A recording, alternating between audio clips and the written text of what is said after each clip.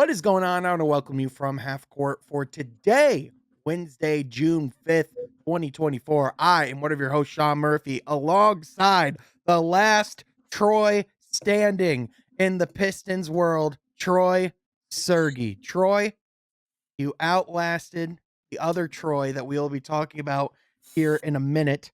Did you ever feel like your position was at risk? Did you feel like you had to fight for things? Did you write a letter to Tom appealing that your stature in the Pistons world would stay? Not quite, Sean, but I will have to say it will be a blessing in the comment section of our podcast not to be, reading things like "screw Troy" or "f bomb Troy." Sometimes I'm like, "Whoa, what did I say?" Then it goes, "Oh, I know exactly who they're talking about, and that person is not me." So that will be a big relief, Sean. But yes, certainly entering a new chapter in the Detroit Pistons franchise with firing of Troy Weaver. We have a lot to talk about with that, but also last time we recorded, we were pretty confident it would be Mavericks and Celtics, but now we are 100% sure we have a Mavericks Celtics NBA Finals. So finals starts on Thursday. Really looking forward to that because I really can see this one being a great, great series with revenge with Kyrie, but also just the way that the Mavericks and Luka have been playing. This is Luka's first shot at a chip, but also we know it's on the line with the Celtics with their legacy and Joe Mazzulla and this Jason Tatum, Jaylen Brown duo. So there's a lot on the line, Sean, but you and we are here for it from half court. Heck yeah, man, 100%. And if those comments keep coming, Troy, then we'll know like specifically who it is about, and we'll finally have some clarity. But in all seriousness, we have a lot to talk about, namely the Pistons change in the front office, if you will, the change of the guard, the inevitable writing that was on the wall, and then looking back on where things went wrong and how the Pistons can move forward. But first, this is from Half Court Reach, and every week we talk Detroit basketball, NBA basketball, WNBA basketball, park basketball, raccoon basketball. If there's basketball, we're talking about. If you like that, if you like this video, smash that subscribe button, hit that notification bell, but also be sure you follow my guys on X. You can follow myself at Sean Half Court. You can find Troy on X at Troy Sergey 44. Over the last week, the news became official that Trajan Langdon would be the new president of basketball operations. And with that, over the last week, he had started taking meetings, talking to people within the organization. And according to Shams Charania and James Edwards III, the Pistons had decided, mutually between themselves and Troy Weaver to part ways. Obviously, you can get over you could talk about the semantics of the wording and about whether this was a firing, whether this was a mutual decision. But ultimately, Troy Weaver is gone. Troy Sergey is still here for now. But Troy, my question for you is, what was your reaction when you saw the news break? What do you think, the legacy of Troy Weaver will be, best and worst case scenario? Yeah, certainly not surprised the news with Troy Weaver because of the last 2 years, losing less than 20 games, winning less than 20 games in the regular season. So as far as the shock, not a big shock, Sean. But the first thing I thought of was, okay, certainly the organization wants to move in a different direction than what the Troy Weaver era brought. And I think, John, I think you put on Twitter or X a good summary of what you thought of, hey, some great pieces, some great players that were able to be drafted with a high potential, but at the end of the day, missed massive talent and failed to get winning talent on the roster. Because I think with a league like the NBA, we know that there's talent out there. We know that there are even stars at their roles. If we want to say, we've talked about that. So there's plenty of players you can bring in-house and draft in-house and develop in-house that will help your organization or help any NBA team. But when you fail to get that talent, those talented players that can go and complement your stars, or at least your stars that you're developing, you can't win at this level. Yep. We've seen that time and time again the past 2 seasons with games and leads that they were able to blow, and just leads that, massive blowouts as well. in which they just got demolished by 20, 30 plus points by teams who had stars. It just, you have to move in a different direction. And again, Troy Weaver failed to bring that talent to the Pistons team. Had some decent players, drafted some decent players, but failed to bring talent to this Yeah. organization. Yeah, I mean, I think when you look at the moves that, are ultimately going to define the Troy Weaver era and where things went, of course, you're gonna look back at the drafting of guys like Cade, Jaden Ivey, Sarr Thompson, Jalen Duren. You can identify and see that there are tangible, talented assets and players that you can build around, but it's the ancillary moves of complementing those players and putting the right players to make that a cohesive team and not just a group of prospects. Specifically, I think it made a lot of sense for them to go after the reclamation projects, at the time. Like I think it's like a great concept of, taking guys who were highly touted prospects and see if you can, turn around their career, see if a new home can bring forth that fruit. But like the problem is, I think they just did it with the wrong players. Not that James Wiseman isn't a hard worker, but, he just missed so much basketball that I just think it ultimately proved to be too much to catch up with. I think Marvin Bagley is a guy that, is a, pretty like decent floor, not a very high ceiling. And I think, we had a pretty decent idea of who he was about like 20 plus games in his tenure in Detroit. And then, guys like Kevin Knox, guys like Josh Jackson, like none of those players really ever hit and reach that potential to where, those gambles paid off, right? So he a lot of times Troy chose to identify players that he liked, go out and make moves and worry about some of the assets later.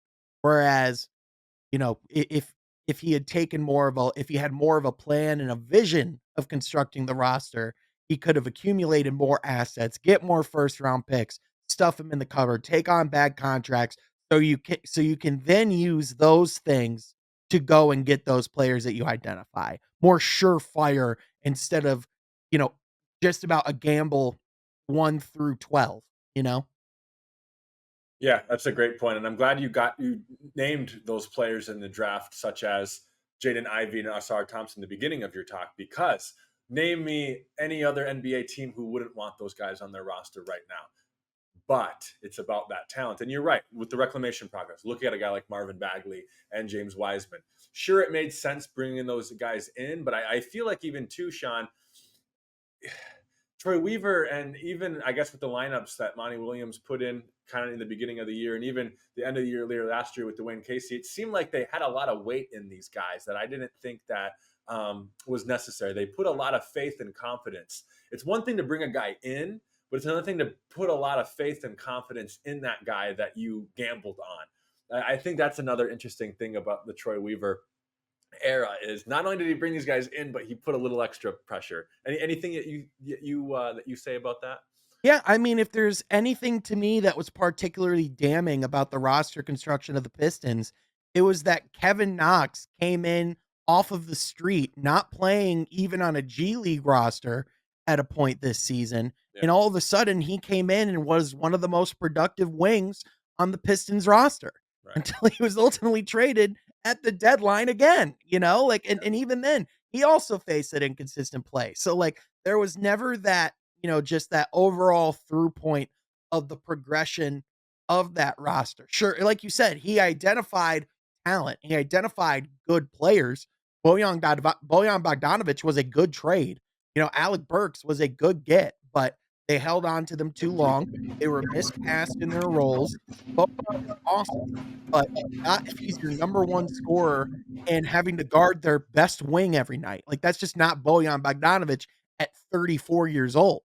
Right? Like you see someone like him go to the Knicks where he can come off the bench, sit in the corner, have shots created for him. If that was a role he had in Detroit this year where, we had kind of talked about if he did stay transitioning into a less of a role where he has to carry that level of a load. Whereas when he came back in, it was like the whole world was on his shoulders, right? So I just, again, I think, the record, unfortunately, of like, as far as like what Troy Weaver will be remembered for, the record, unfortunately, is going to speak for itself, and I think people, at least for the next few years, I think it's gonna be hard to wash out the taste of the previous season that fans just went through, but I think at the same time, I think you look at, like what are some other examples of, like front offices that we see throughout the league, right? So like, to me, I namely think of the Philadelphia 76ers, they were built.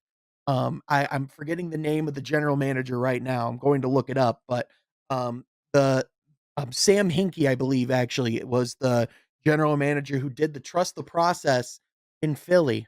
And before they started winning, he got fired. And, pretty much right after that, they started getting all these years of playoff success. Joel Embiid is seen as like a big man of this generation, and like he gets none of the credit for that. And I think we could look back and say, wow, look at all these, all-star level players the Pistons have. And Troy Weaver's the one who brought those in. That's the first step. And he certainly, set the Pistons, in a position where at least they have cap space and they have options. It's just in the process, they just pretty much put every other area behind in the process. Now the news is official that Trajan Langdon is Yeah. the president of basketball operations. And as reports are suggesting, now the process for looking at a new general manager is underway. But in Ah, I addition, yes. but in addition, there's also now that the Troy Weaver domino has fallen, we now move on to the next domino, Troy, which is Finding a new general manager, so close. The other person they have to decide if they're firing or not. the coach, Monty Williams. There you go. Yes, exactly. The next step is figuring out what they're going to do with the coach. I personally think, and this was actually, like shout out to Corey Woods. He actually went on Crunch Time with Jeff and those guys the other day and talked a little bit about this, where it makes a lot of sense that the Pistons made this decision and did this with Troy before the opening introductory press conference for Trajan Langdon, because for him to have to answer those questions would have been inconvenient. So for him to be able to show up with that definitive answer and to be able to like share his vision is something that's a wise move. I wonder if they could also have that same, decision about the head coach made going into that press conference as well. So, with that being said, obviously the general manager search is pretty much beginning underway, but I wouldn't be surprised if it's going to be somebody, from the Pelicans organization. The person that actually has been kind of cited as, someone who's heavily in talks is Michael Blackstone, who is currently the VP of basketball administration with the Pelicans. He also worked with the Hawks as their assistant general manager at one point, and he also has worked under the Cleveland Cavaliers. So, another guy who's been around the league, and again, just someone who would be a Trajan Langdon guy.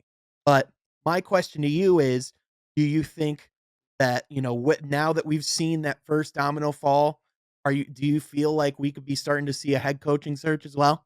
Yeah, I'm still not 100% convinced, Sean. I still think that with how much money that the Pistons were able to pay Monty Williams last season to bring him in, I still think that is a massive weight that I'm not quite sure they're ready to lift off yet.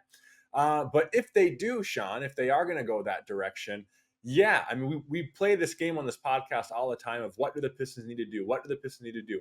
Well, follow and kind of copycat some of these other younger teams and seeing some of their um, you know, front office type of people to bring in for different roles that the Pistons have vacancy for. It's a decent way to look at things with looking at the gentleman that you brought up, Michael what? Blackstone. Blackstone. Yes, yes, yes. Bringing a guy like him in. So I think, Sean, I'm still not sure that letting go of Monty Williams is 100% in their forefront right now.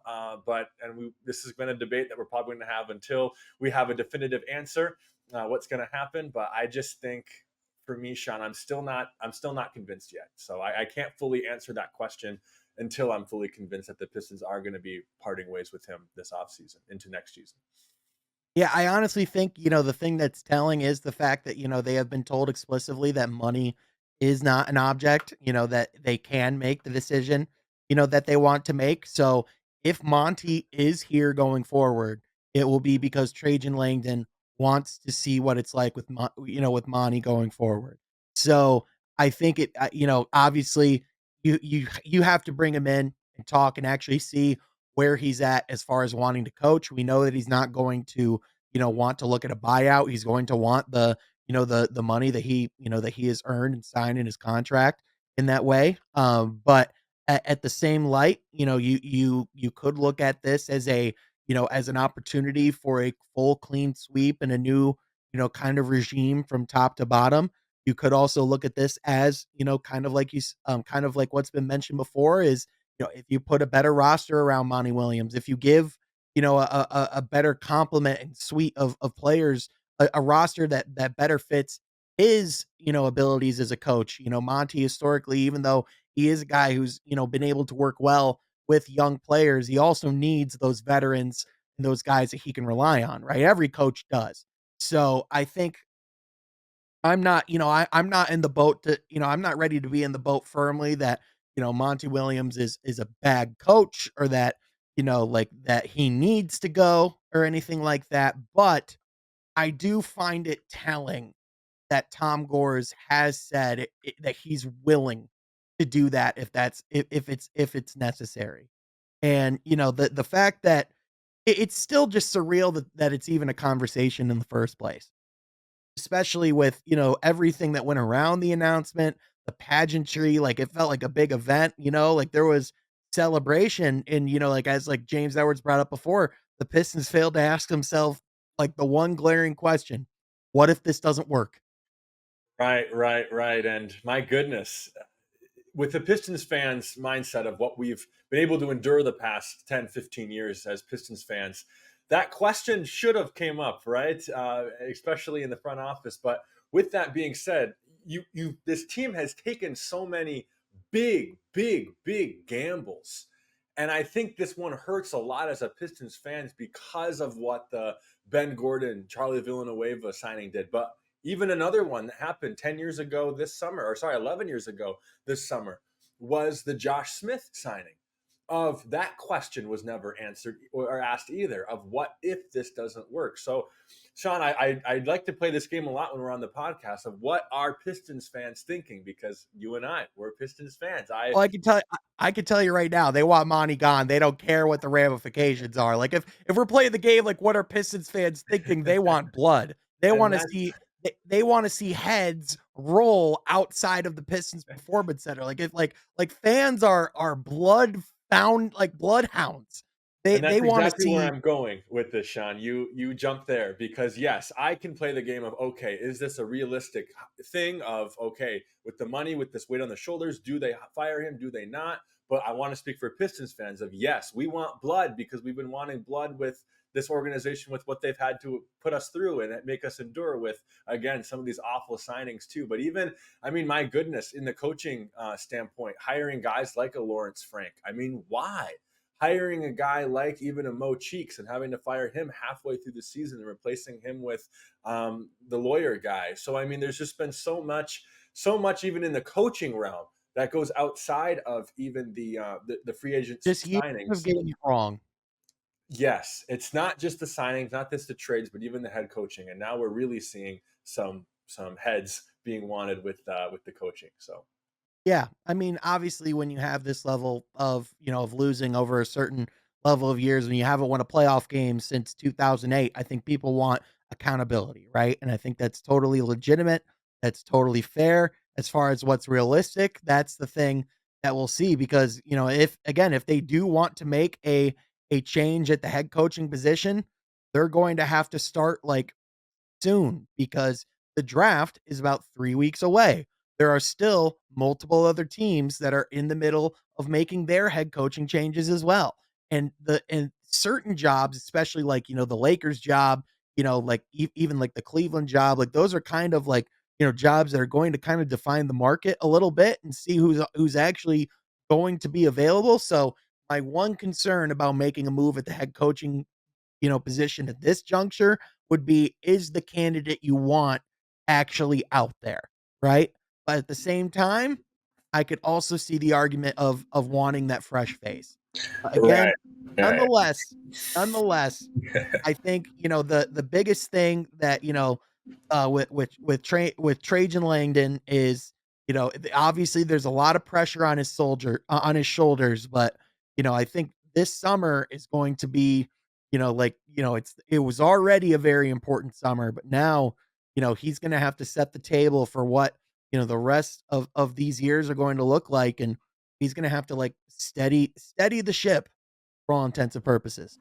That's right. That's right. And yeah, you brought up a good point too with, is the fresh face the right face? And for me right now, with bringing in a fresh face, it really better be the right fit because as a Pistons fan, as someone who's covering the team with the podcast with you, Sean, it's getting pretty mentally exhausting to go through this process if you are to move on from Monty Williams again. And I get all these different things that you're talking about with the Trajan Langdon and making sure that okay, if you're starting fresh with some of these types of positions with president of basketball operations, well, wouldn't you then want to start fresh with the coach? And I'm not quite sure I'm still there yet. So we'll have this conversation continuing to flourish in the weeks to come. I would imagine more than likely that we could potentially have an answer to this question by the next time we record the podcast. And for all we know, with the way that this league moves, this question could have already been answered by the time this episode comes out. I mean, that's just how quick, things are moving. But nonetheless, I think the big thing that's going to give a lot of clarity is just, that hearing that first address to the fans, specifically, from Langdon and the new front office, because that's essentially the, laying out the foundation. That's setting the vision and getting fans to understand where we're heading, what we're wanting to do, setting the expectations, right? And so I think until that happens, it is a lot of just the guessing game. And I think once that does happen, we'll have a little bit better of an understanding of what they're going to do in the next coming weeks. But I mean, Troy, it's not like they're very far away from some of these decisions. A month from now is when the new league year will start. So we are already a month away from free agency. We're 3 weeks away from the draft. Yeah, and I would say both of those things are holidays from this podcast, right? You and I like to Yep. celebrate both draft day, and we like to Oh, they're celebrate. holidays for this podcast. But these are going to be war months for Yeah, Trajan Langdon. Like, hope he absolutely. found a house already, because Yeah, he's going to be in the office for the next couple of months, yeah. making a lot of phone calls. That's right. That's right. But we're here for it, Sean. I look forward to seeing not just what the Pistons do, but with the league too, because there's a lot of other teams that are maybe not quite in the Pistons' shoes, but have to make some serious decisions this summer with the direction that they want to go. So that's going to be some interesting conversations too that we'll be having.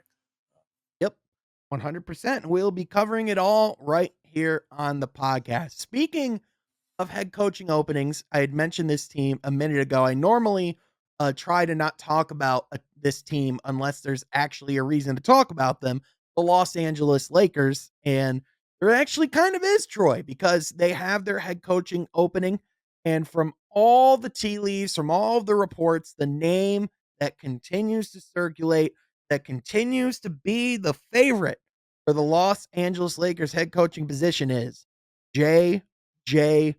Redick, the former shooting guard out of Duke, who had a, 12, 13-year NBA career, who is, one of the biggest names in NBA media right now, is the king of the podcasting game, has a podcast with LeBron James, which in retrospect seems pretty convenient that they had a podcast together. And then a couple months later, his name starts getting floated around as the next head coach of the Los Angeles Lakers. But LeBron, no, he doesn't like to be involved in these things. No, not at all. No, he would never, Troy, never. But I digress. The point is, we are legitimately a couple weeks away, more than likely, from an announcement that JJ Redick will be the next head coach of the Los Angeles Lakers. Now, mind Yeah, you, Troy, this guy hasn't even coached high school ball. He's coached his son's AAU teams. That's I about hope it. I hope that they're making the right choices. This is the direction that they go. We know that he knows the game. That is something that I don't think we can take away from JJ Redick. Great basketball Certainly, mind. the basketball mind is there, but can a basketball mind, a great basketball mind, translate to the X's and O's to NBA level competitive basketball? That is going to be the question that we will have if the Los Angeles Lakers do go and hire Redick. But yes, I think there's no debate here that the mind is there. Yep. The thing that immediately comes to mind for me, Troy, there's two names that I immediately think of. I think of Steve Kerr and I think of Steve Nash. Now, on one hand, Steve Kerr, when he was hired by the Warriors, it had been years since he was coaching, but he did have experience, on people's staffs in San Antonio. Like he was on the bench before. So him coming in and being a coach wasn't a overly novel concept. However, it was considered a risk. It was an out of left field hire. It was a first time head coach. And now you can make the argument that he is one of the greatest head coaches of all time. I believe he was on the NBA's, list of greatest coaches ever during the NBA 75. But then on the other end, you have Steve Nash, who another great basketball mind, first ballot Hall of Fame player, multi-time MVP, someone who was handpicked by Kevin Durant and Kyrie Irving to come in and coach them. And what happened? Almost immediately, they showed that they didn't respect, Steve Nash fully as their coach. Kyrie came in and was like, "Oh, this will be like a collaborative thing. Like we're all gonna jam it out, essentially." And that's just not how it works. So I have no questions about JJ's ability as far as an X's and O's coach. I think, there's a pretty decent chance that he can have some pretty creative schemes and have some pretty solid things drawn up. My question is when Anthony Davis is having a bad game and he has to go up and tell him to get back in the game and to step up his play. When he has to call LeBron James on his shit, will he have the respect? Will that actually be absorbed? That's going to be the hard thing because when you're coaching these all-time greats and you have championship pedigree to lean back on, that's some weight that people will listen to. When it's like, "Oh, that's just the shooting guard from Duke who played for the Clippers. That's the pod guy." Like that's a real legitimate risk. It is. Are you bold enough right now, Sean, to make any predictions? I personally think that I think they're going to be the exact same team they have been. I don't know if it entirely matters who they bring in as their head coach. I personally think that he can thrive, but I also, if you were to ask me, do I think this is the right coaching job for JJ Redick? I wouldn't necessarily say yes. I would say no. However, I am conscious of the fact that if you are asked to be the head coach of the Los Angeles Lakers, how do you turn that job down? How? Like that's one of the jobs in sports. Right. The Yeah. names the names haven't necessarily matched it over the last few years with Darvin Ham, Frank Vogel, like things of that nature, but you're talking about rarefied air to be a head coach of the Los Angeles Lakers. That still means something. And so I'm still happy for him to get that opportunity. But it does kind of bring back some of those uncomfortable conversations about how people in sports, kind of get to skip the line, get opportunities over other people, guys who have been grinding and, have been on, teams' benches for years. But at the same light, JJ Redick has, been notorious, as really built a presence, as really made his basketball mind and his philosophy known.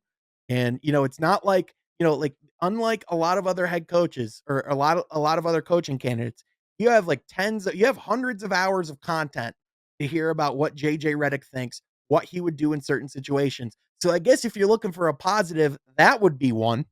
But, again, It's high risk, high reward, and even then, I don't know what the reward is because I think the ceiling for this Laker team is a really competitive first round exit, especially with Wemby getting better and them having the potential to bring an all-star in alongside him. You talk about the Clippers, they're not going anywhere. They have a new arena. They're going to want to stay competitive. You look at, the Phoenix Suns aren't going anywhere. The Warriors aren't going anywhere. The Nuggets are still really good. Like this Western Conference is so deep. So like my point is like if the Lakers, I mean Rob Pelinka is generational at pointing the finger at other people and not taking the blame for the fact that the Lakers' problems ultimately are roster construction. Right.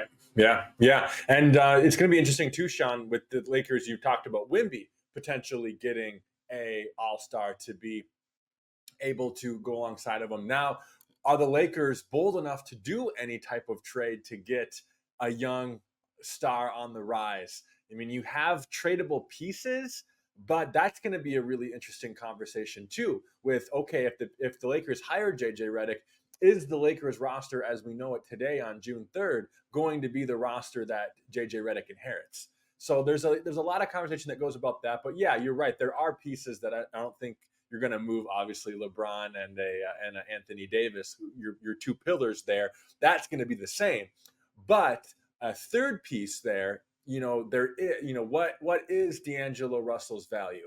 I don't know. Oh, So he's gone. He's right, gone. I'm telling you right now, like they're gonna find a way to make sure yeah, he is gone. right.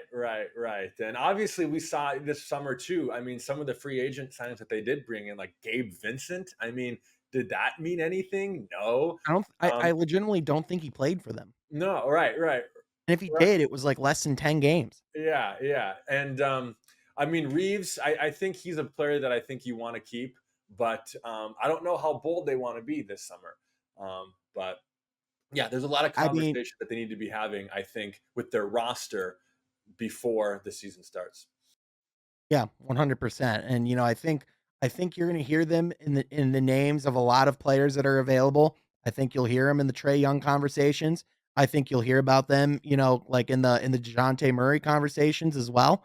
I think they are going to try to be aggressive to maximize the final years of LeBron.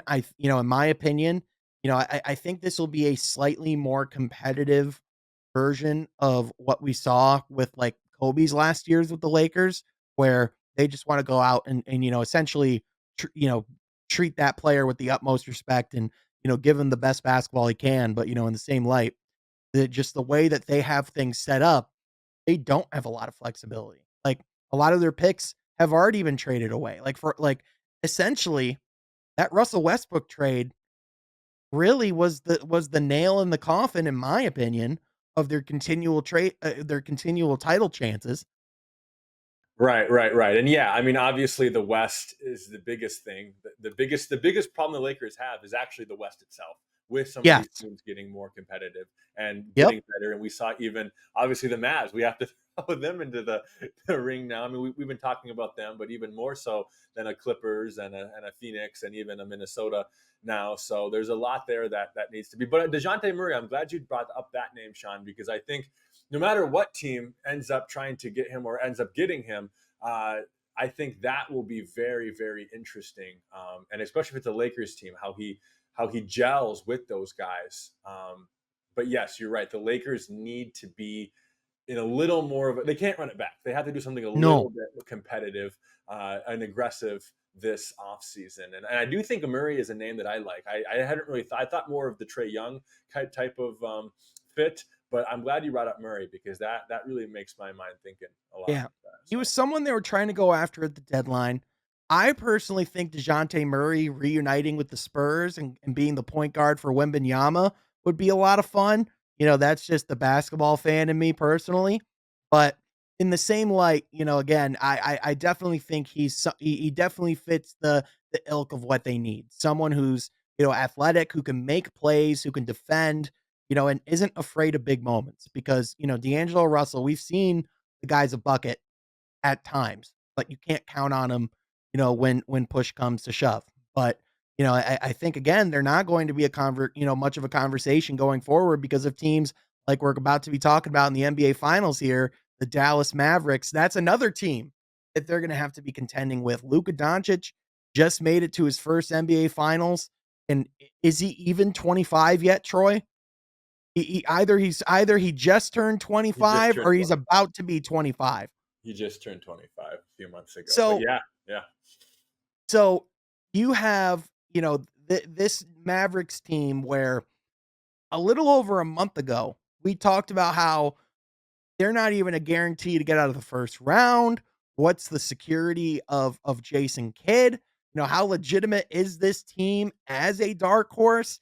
And now, for a lot of people, they're the favorite going into this finals against the Boston Celtics. Troy, what were your thoughts of, now that this series is officially over, what were your thoughts of the Mavericks' performance against the Minnesota Timberwolves and seeing what you have seen this playoffs and just all season long? How do you think they stack up against the Celtics? Yeah, well, first touching on the Western Conference Finals there that we just saw, and yes, I don't want to take anything away from the Mavericks because they get played awesome, but I do think the Timberwolves in a lot of ways did lose that series. Mavericks did win it, but the Timberwolves did lose it.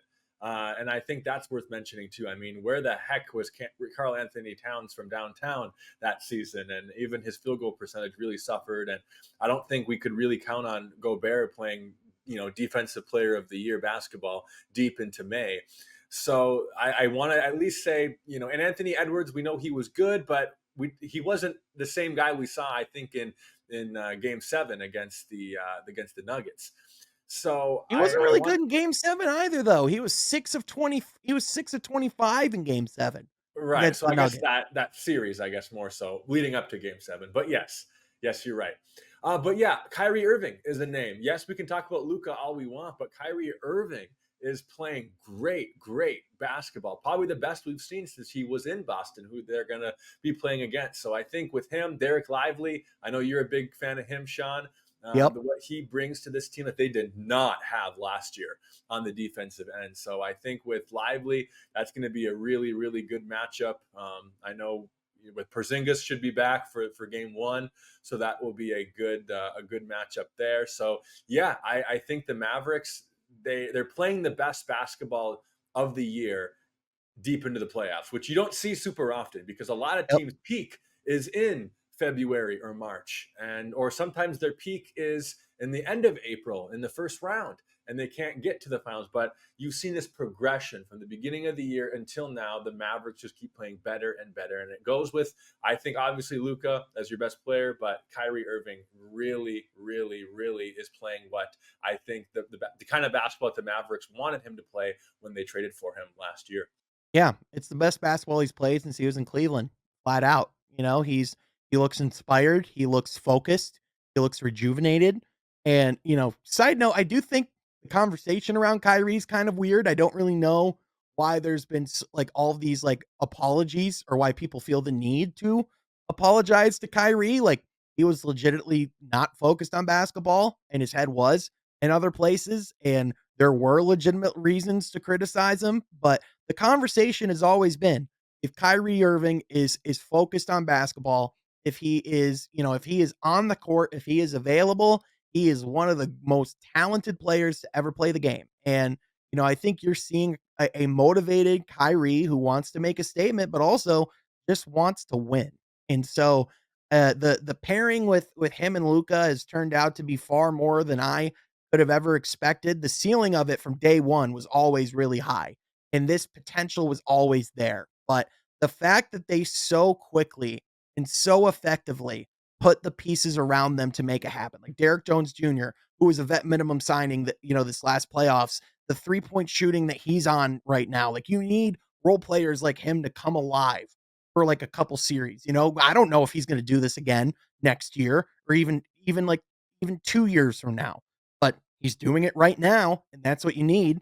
Also you bring up Derek Lively. He reminds me a lot of? He reminds me of Tyson Chandler, which is funny because I saw something online that Jason Kidd actually brought in Tyson Chandler to be the mentor of Derek Lively. Wow, I didn't So, realize that. Playing for the Mavericks, so he was their starting center when they won in 2011. yep. So Yep. So, they've already been actively working together, and, we criticized them at the time for, for tanking those final games and positioning themselves, for the draft last year, but ultimately that draft pick more than paid dividends and is now like been one of the best rim protecting bigs in this playoffs as a rookie. And Right. it's not even to mention they have Daniel Gafford still, who I am a really big fan of him as well. To So, get him from Washington this year, I mean, my goodness, the presence. yep, But I mean, we talk about his defensive game, Sean, but I mean, the guy can score around the rim too. I mean, we saw the statistic back in, was it March, with how long he went without missing a shot from the field. I mean, when have we seen a player like that before? So yeah, I think he really adds a great presence to that team on both ends of the court, and that's what you need at yeah, this level, both ends of the court. We said it with our yep. Pistons, and we got to sit with our Western Conference champions. So Yeah. Well, I mean, like, and even to the one game that the Mavericks did lose was when Derek Lively was out due to concussion protocol. So him being healthy and having this much time to rest in between, after those rough couple hits he had in the back of the head, that will be good for him. But on the other side too, the Boston Celtics, the on one hand, I do think that it's going to, you know, be a wake up call for them game one with the level of competition that they'll be facing because they really have had a smooth road to the finals. On the other hand, the blessing of that is they did not have to rush back Kristaps Porzingis. They didn't have to pull a New York Knicks where they put OG Anunoby on the court and just see if he could do anything, and he couldn't even walk without discomfort, right? Whereas now you're actually giving Kristaps Porzingis a legitimate chance to be relatively healthy going into this finals. And even right, though yeah, the amount of time in between just feels like a slog, you are, you are like giving us increased odds of seeing a fully healthy Celtics team against a fully healthy Mavericks team, or at least as healthy as you can be this time of year. and that's certainly the blessing of finishing off a team somewhat early that both teams were able to do. But yeah, to be relatively healthy. Part about Kristaps Porzingis, I mean, that very well could be the deciding factor of translating to champion or not champion, right? So Yep. that's going to be really fun to see him at full health or even at 90% health, because again, a fully healthy Porzingis may lead to a fully healthy trophy in your hand. That didn't go as Yep. good as I wanted to, but yes. Hey, the you know what, Troy, the intention was there, and That's that's hard. all that matters. I think, I think you look at this, this series too, and it's not even just those types of things, but I think what makes the series so great just beyond the basketball matchups is just all the storylines that are going into this series. Every single finals has a litany of storylines, but this is just a different level. I mean, you have the pressure facing Jason Tatum and Jalen Brown and Joe Mazzulla and everyone in the Boston Celtics to finally bring home a championship, to hang up banner number 18, Mhm. which is something that they've been so aggressively pursuing. But then you also have the Kristaps Porzingis versus Luka Doncic dynamic. You have Kyrie coming back to Boston, and that dynamics that's going to be in play. Like, both of these teams are going to have legitimate adversities, mental, things that they're going to have to get over. And I think this series could get pretty chippy. Yeah, I agree, Sean. And you have those personalities on both teams too. We know what Luca can be when a little stress gets on his shoulder, and we certainly know that some of those Celtics guys can have a little temper when pushed Can up to you shove too. imagine the interactions that Luka's about to have in the TD Garden Yeah, if he's hitting unreal, dagger threes? unreal, unreal. Like like, oh, just basketball cinema is really all you can equate it to. Right. And we saw even in the first round 2 years ago with the Nets and the Celtics. And do you remember Kyrie had that awesome, either game one or game two? I think game one. And the Mhm. Celtics, the Nets were up all game, and the Celtics just barely pushed pushed a win at the end there, and that the fans chirping Kyrie, and that was game one of the first round. Imagine game one of Yep. the NBA Finals, what those fans are going to be doing. So that's going to be a lot of fun. Kyrie coming back, but the difference that is that in the Nets, if you recall too, there was that video of him heading to the locker room, and fans were still tripping at him, and he was, cussing like no tomorrow. I think we see a more poised Kyrie. We know the fans will be chirping, but I think in this stage of his career, just a couple years later, in the new setting with the NBA Finals on the line, I think we're going to see a different Kyrie than we saw a couple years ago with Brooklyn. So it's going to be Yeah. fun. There's a lot of moving parts to this, Sean. Great Yeah. finals. I Great I finals. think he's on a team where he doesn't have to be the fiery one because, like, he doesn't have to worry about being the bad like, he doesn't have to worry about the perception of being the bad guy. Like, yes, he knows he's gonna get booed. He knows that every single time he touches the ball in Boston, he's going to face a sea of boos. But at the same time, he knows that he has Luka Doncic right next to him, and after he goes out and hits a shot, which, by the way, the whole, parallels of the Celtics essentially playing the modern reincarnation of Larry Bird in the NBA Finals is something that's not caught on, that hasn't been lost on me either. Like, there's just so many layers to like what makes this finals awesome, and I just can't wait for tip off. But having Me said too. that, Troy, we've done a lot of setup, we've done a lot of preview. As of Wednesday, June 5th, 2024, we're recording this on Monday, but for posterity, June 5th, 2024.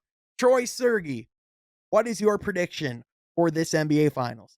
Yeah, we kind of touched on it last week, but my bold take is going to be Celtics in seven. I just think the Celtics team is too deep, has too deep of a roster. I think it's too talented. I think these fans with the home court advantage are going to be too nuts to to not be able to pull out a 4 game series against this Dallas team. Now, would I be surprised? Would I be having a heart attack, shocked if the Mavericks won? Absolutely not, because we know that the level of talent that they have on their team. But I think this Boston team has too much good pressure on their shoulder with Tatum being 26 now and being so close now 2 years in a row with, coming back in a game seven against Miami, not being able to cut it. And then, of course, we know what happened the year before that against the Warriors. We know Joe Mazzulla's conversation with his job always at risk when you're in an organization like Boston and not being able to deliver with a championship. And I think Jaylen Brown, we know he got paid this summer. I just think they have a lot of good, healthy pressure on their shoulder that they can use to their advantage and pull up the victory. And especially with Luka being a first-time NBA Finals, it's not super often you see a rising star who gets to the finals being able to deliver the first time. You think of LeBron with Cleveland. Now, granted, his team was hot dog water, that Cavs team in 2007. You think of Dirk himself. Um, you think of plenty of other players too. Those are just the two that I quickly thought of. But yeah, very rarely. Dwayne Wade did it. We know he did it against Dirk. But I just He had think Shaq alongside him, though. he had That Shaq definitely helped. alongside of him. You're right. And you could argue Luca has Kyrie alongside of him. But I just don't think this is quite Luca's year yet. I see Boston uncovering banner 18. But what about you, Sean? Yeah, I agree with a lot of the principles and a lot of the things that you said. I do think that this is going to be an insanely competitive series. We normally don't see players this young come in and make this much noise and have this much success. But having said that, allow me to read you the playoff readers leaders in each statistical category. Okay. Points, Luka Doncic. Rebounds, Luka Doncic. Assists, Luka Doncic. Steals, Luka Doncic. Field goals made, Luka Doncic. Three-pointers made, Luka Doncic. Free throws made. Troy, do you have a guess? Luka Doncic. Lou Dort. No, it's Luka Doncic. Lou It's Luka Doncic. Dort. But this has been a all-time if he ultimately pulls this off, this will be a all-time playoff run, beating pretty much 3 teams after this finals with 50 win records and beating them 4 out of 7 games. I personally go and edge with Dallas because of what I've seen as they close games. So I 6 or think 7 games. I personally I'm gonna go 6. I'm Wow. gonna go Dallas in 6, and the reason why is because when the final 5 minutes hit, it's been so long since Boston has actually had to be in that situation. Yes, they've pulled themselves back into a lot of, situations these playoffs, but I haven't seen that dominant Celtics team, at least all together, in a couple of months. And when you're looking at momentum, when you're looking at, a lot of the factors that lead into, like a finals of putting all those pieces together, it just feels like Dallas has just been, on this continual upward trajectory. I think if Kyrie continues to play the level that he's been playing, I think they're just a really hard team to beat. And even if Kristaps Porzingis is back, which I don't like, still don't know, you know what I mean? So that's a tough thing. Like when push comes to shove, the final 5 minutes of the game, do I trust Jason Tatum or Luka Doncic more? I trust Luka Doncic. Right. Yeah. No, I can't massively disagree with you, Sean. I just, again, And one more thing about about this finals. You bring up the home court thing. It feels like home court in this series maybe means almost nothing in a way, just because of the fact that both of these teams are seemingly better on the road. Like Boston is almost like 500 at home during the playoffs when they normally are dominant during the season. Whereas for whatever reason, they always pull out wins on the road. And they're undefeated Dallas on the is road. similar. Aren't they undefeated on the road? I think the Celtics are undefeated on the road. I think they are undefeated on the Yeah. road this playoffs. Yeah. Yeah. Yeah. Yeah. Yeah. So, It's a good point, but Boston fans, and I guess, yeah, you're right. They lost. Well, they lost 2 games. They lost to Miami and Cleveland at home. Um, but yeah, mhm. yeah, it'll be interesting. But again, going back to why I still disagree about Dallas winning is Boston's roster is too deep. So It is, I mean, it is really good. I mean, I'll say this much, like this series is you're gonna see why the Celtics went out and got Drew Holiday. yeah, Like I think that's gonna be one of the most exciting matchups is Drew Holiday versus Kyrie. And I and think we're gonna Derek see White. We haven't really touched on Derek White. How awesome of a playoffs he's had. Derek White has just been amazing for Boston ever since he stepped in day one. He's probably the most underrated player in basketball. I absolutely love Yeah, him. I think he's, a phenomenal player.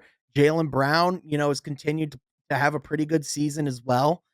Jason Tatum, I think the criticism is a little too harsh on him. I think people just expect greatness from him, and we've seen, like unprecedented levels of dominance from him that I think people expect more. So I definitely think that, whatever happens in this finals, there's going to be massive consequences for, for each organization. I mean, no matter what, I think Dallas, you got to almost feel like you have some house money going into this series because right. you know that you can run this roster back. Luca is going to be awesome for another like 12, 13 years. Yeah, Whereas with Boston, if they lose this series, nobody's safe. right. Yeah, yeah, that's a great point. Yeah, so certainly more pressure on Boston, but again, I think they can use that. I think they can use that to their advantage. So Yeah. Well, Troy, I'm certainly excited to watch it. We got that coming up. We still got some really good WNBA hoops in the coming weeks as well. Caitlin Clark looks like she's been really piecing some things together. yeah, Is definitely getting some bodies thrown her way, but sure is. we're definitely gonna be talking more WNBA hoops in the coming weeks as well. But thank you for listening to this episode of From Half Court. If you like this video, be sure you like down below, subscribe so you don't miss any of the future podcasts, and hit that notification bell as well. Thank you for listening. We'll catch you guys next time from Half Court. Be sure you're subscribed.